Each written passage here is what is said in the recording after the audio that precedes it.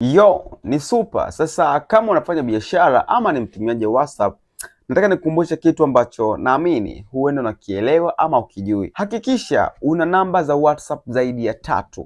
Sawa, namba ya kwanza hiwe ni namba yako ambayo ni personal, kwa sababu usichanganye biashara na vitu vyako vya kawaida. Hii huwa inatukosti kwenye kuposti status. Kuna watu watamani waone. Lakini jambo la pili, kuwa na namba 2 ambazo zitakuwa pamoja na biashara yako. Mtu akikosa kwenye namba A akupate kwenye namba B. Lakini pia hakikisha kama una groups, adi namba zako zaidi ya 3 ili ikipata changamoto namba 1 uweze kuwapata wale watu kwenye namba yako nyingine.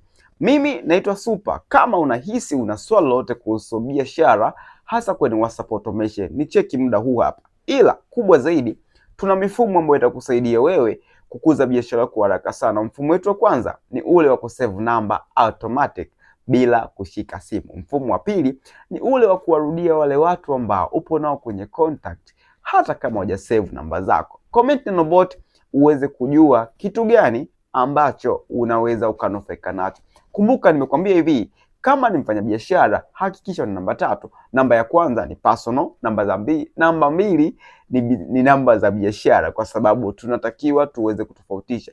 Kuna muda namba yako moja ikifa unatumia zaidi ya miezi 3 kuwabadilisha watu. Inachotakiwa hivi, mtu akikosa kwenye namba A akutafute kwenye namba B.